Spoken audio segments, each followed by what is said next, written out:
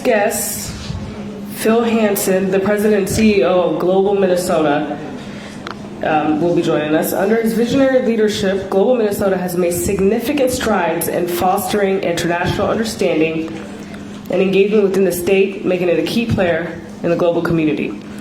Since joining Global Minnesota, Phil Hanson has been instrumental in expanding the organization's reach and influence. His leadership focuses on promoting global education, cultural exchange, and international partnerships.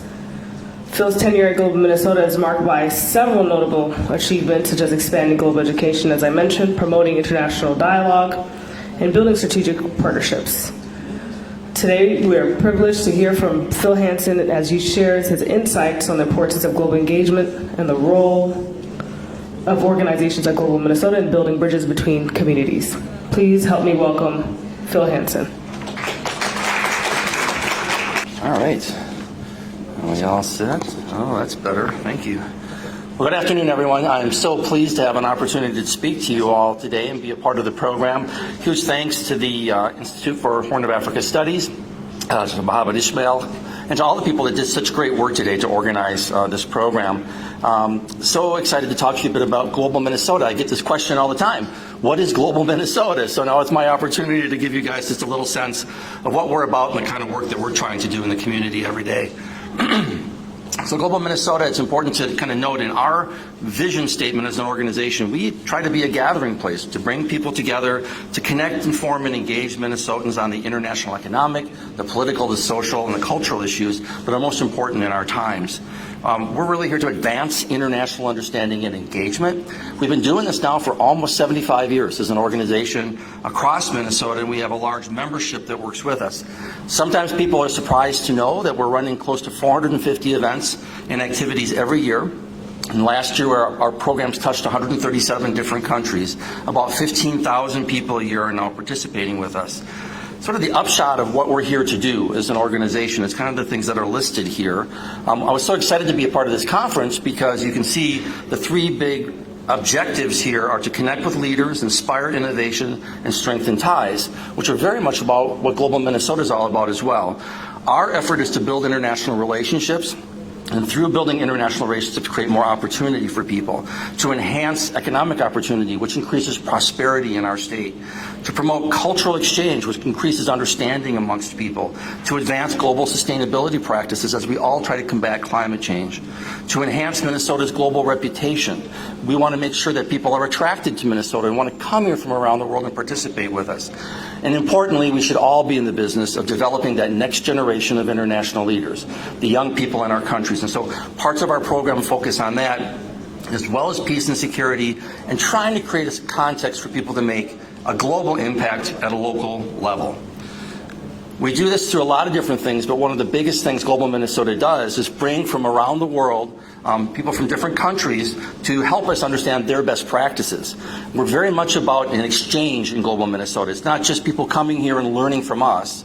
It's to bring people from around the world so we can learn together. We can learn from them new techniques, new ideas, whether it's on sustainability, on green initiatives, on urban planning, whether it's on innovative infrastructure or public health strategies.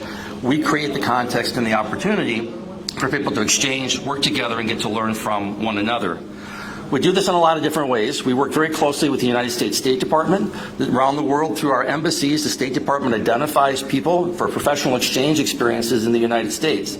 They put them together into groups, and then they say out to places like Minnesota, if they came to Minnesota, what would you do with this delegation if they were coming here?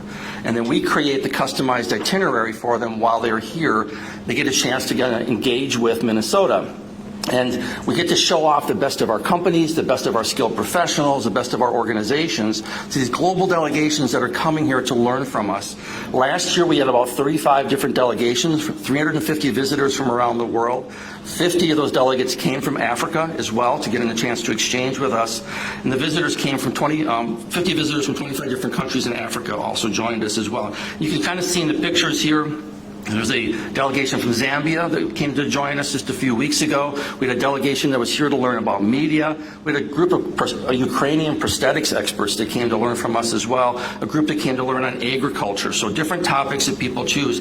Matter of fact, we do policy issues, a whole different range of things on government, security, public health, the arts. We do social issues, things on combating violent extremism, on human trafficking, on human rights, on global health. We do issues around economic issues and entrepreneurs. We have a lot of entrepreneurs that come to Minnesota to learn techniques and business opportunities with us. We also promote other topics like environmental protection, renewable energy, food security. These are all things people come to Minnesota to study, and we create the itinerary, the experience that they have, the places they're going to visit while they're here. So like when we had the Ukrainian prosthetics experts here, they got a chance to visit Mayo and the Limb Lab and the Protez Foundation and the Autobot Corporation to learn about ways to improve their techniques in prosthetics. So we create programs and opportunities through these professional exchanges for that experience as well. Another big thing we do for people while they're here, while the delegations are here, is we have over 100 volunteers that will take people into their homes and just have dinner with them. So we have home hospitality experiences so people can have more of a casual, informal experience of meeting people in our community, learning and engaging with them, having a meal. And I will tell you that when people go back and write their reviews on their experience here, more often than not, the thing they reflect on the most is the chance to have that meal, the chance to sit down with people and really have an excellent conversation. We also have World Affairs programs, so a second big area for us, in addition to the professional exchanges, is World Affairs. We bring in expert speakers, ambassadors, diplomats, people on foreign policy and economics, social and culture. We do women's leadership initiatives. We do young leaders initiatives. We help support programming around the Mandela Washington Fellows as well as the Young Leaders of the Americas Initiative. And we have lots of food, trivia, and other kinds of activities and events that bring people together around culture. We had 75 World Affairs events last year. We had over 18 different ambassadors come to the state last year that we developed and did programming with, including consul generals, foreign affairs experts, people in government policy as well.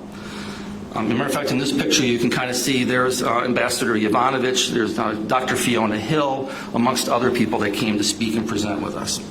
On the World Affairs side for Africa, we have a lot of Africa programming throughout the year. Of course, right now we have Assistant Secretary Fee with us. We've done programs on engaging the Somali diaspora, Minnesota-Liberia connections, investing in Africa, the Mandela Washington Fellows, preventing disease in Africa. These are all topics of programs in the World Affairs arena that we were able to put together over the past year for people to engage in our state. We also work with children, so we have a large children's programming. We have about 2,000 kids go through our programs every year. We actually train international students to go into the classroom to talk about their home countries. So you can see people here that are talking about their various home countries, whether it's Korea, whether it's Fiji, other parts of the world. We had 50 different countries last year that we had students trained in, and they go into the classroom and they talk to third graders about the kinds of things that third graders would want to know. You know, what do you eat for lunch in Fiji, and what do you wear in Fiji, and where the heck is Fiji? So we take the kids through and give them that basic training and education, but it's a great way to excite young people and get them involved in thinking about the world in a bigger way. It's a free program to our schools, and a lot of the schools that participate with us can't afford programming. We pay for it ourselves and take care of that for the kids. We also have a very large academic World Quest program. So we have a big trivia competition every year when we bring high schools together. We had 30 high schools last year from across the state participate in a knowledge competition, and the winning group goes on to a national competition as part of this World Quest competition for international trivia. It's a great program. The kids study throughout the year. The questions are really hard. We actually do an adult version of this program too. So if you ever wanted to participate, you could put a team together and participate too. And I promise you the questions we ask all of you are not as hard as the ones we ask the high school students. So it's a really great experience if you want to participate.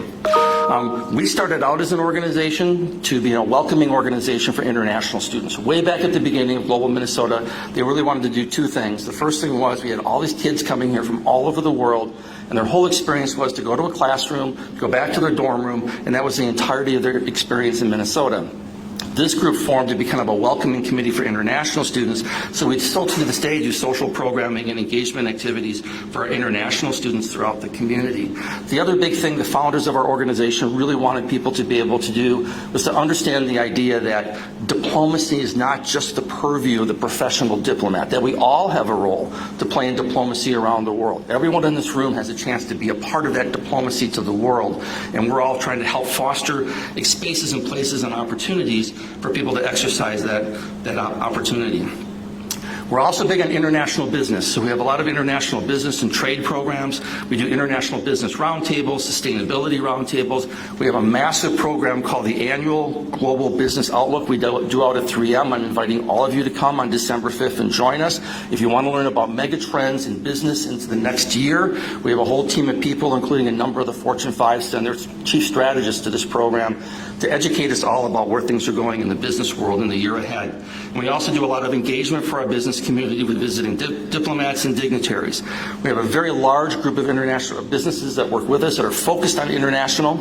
You can see some of the businesses here that help and engage with us to engage people from around the world to better understand opportunities for business throughout the state of Minnesota and with our major corporations. And finally, we have a lot of partners that help us get the work done every day. We are very much a high partnering organization, so we're constantly collaborating, we're bringing people together. It's rare that we're partnering with Mohammed and Ishmael and the team here.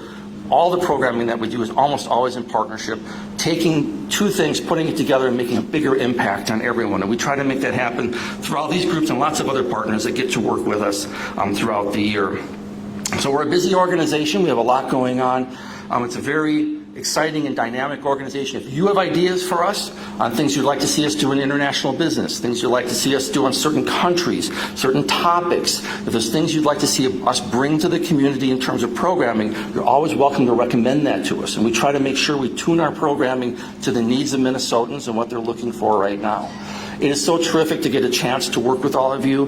The diaspora here have been phenomenal partners with us over the years in delivering programming and helping our communities get more engaged and more connected to Africa and to the rest of the world. And we're super thankful to all of you to be a part of that with us and to have these opportunities that we have together. That's my program. Thanks, everybody. We appreciate the chance to be here.